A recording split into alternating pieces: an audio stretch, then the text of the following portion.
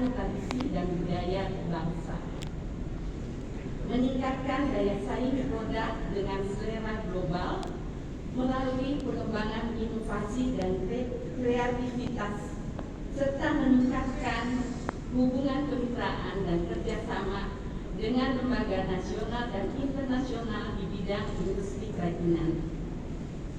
Sebagai bentuk pewujudan visi dan misi tersebut, bidang wirausaha baru Deklarnas bersinergi dengan beberapa kementerian maupun lembaga mengatakan acara pelatihan pengembangan UMKM di kawasan pertambangan dan geopark di Provinsi Sumatera Selatan secara resmi ditutup.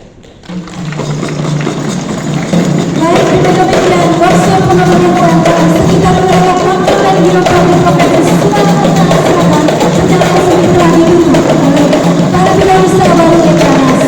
Semoga dapat memberikan inspirasi dan semangat untuk terus berkreasi dan berinovasi dalam meningkatkan kualitas produk-produk UMKM di sekitar wilayah.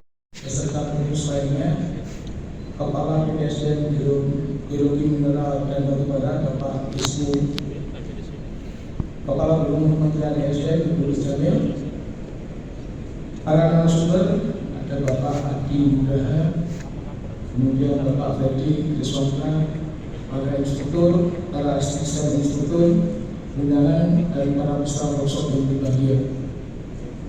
Mohon izin.